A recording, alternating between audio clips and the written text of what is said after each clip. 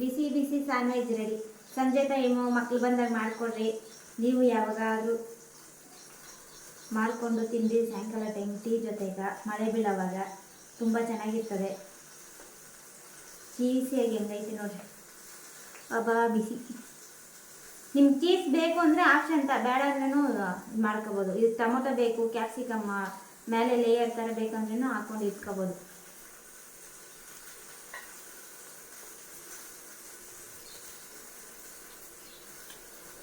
ಸಖತ್ತಾಗಿದೆ. ಹೆಡಕ್ಕೆಲ್ಲ ಬೇಕೋ ಮಾಡ್ಕೊಂಡು ತಿಂದು ಸೂಪರಾಗಿದೆ. Thank you so much. ಬಾಯ್.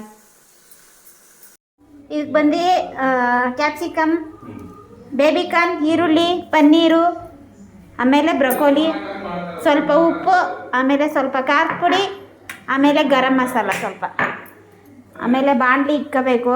ಸ್ವಲ್ಪ ಎಣ್ಣೆ ಉಯ್ಕೋಬೇಕು. ಸ್ವಲ್ಪ ಎಣ್ಣೆ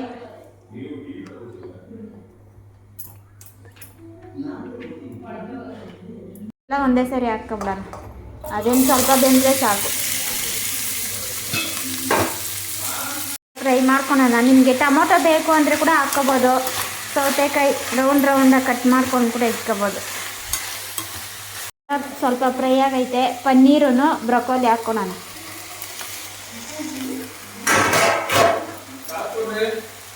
ಮಾಡ್ಕೋಬೇಕಿದು. ಸ್ವಲ್ಪ ಉಪ್ಪು ಹಾಕ್ಕೊಳೋಣ. ನಿಮ್ಮ ಟೇಸ್ಟ್ ತಕ್ಕದಂಗೆ ಹಾಕ್ಕೊಳ್ಳಿ. ಸ್ವಲ್ಪ ಖಾರದ ಪುಡಿ,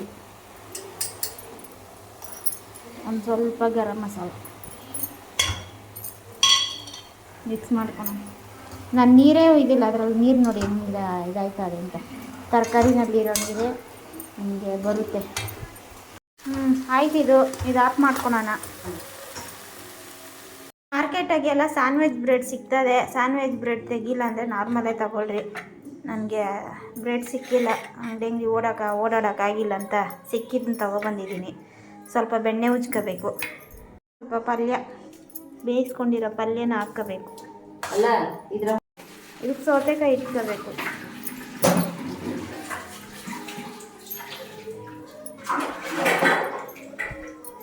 ಹಾಕ್ಕೊಂಡು ಆಮೇಲೆ ನಿಮ್ಗೆ ಬೇಕು ಅಂದರೆ ಚೀಸ್ ಹಾಕ್ಕೋಬೋದು. ಇದು ಹಾಕ್ಕೊಂಡು ಮುಚ್ಕೋಬೇಕು. ಇಷ್ಟೇ. ಇದು ಬಿಸಿ ಆದಮೇಲೆ ಇದರಲ್ಲಿ ಇಟ್ಟುಬಿಟ್ಟು ಇದು ಮುಚ್ಚಿಬಿಡಿ.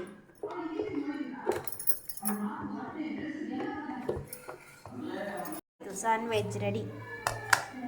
ಮಿಷಿನ್ ಇಲ್ಲ ಅಂದರೆ ನೀವು ತವೆನಲ್ಲಿ ಕೂಡ ಇಟ್ಕೋಬೋದು. ತವೆನಲ್ಲಿ ಕೂಡ ಹಾಕಿ ಬಿಸಿ ಮಾಡ್ಕೋಬೋದು.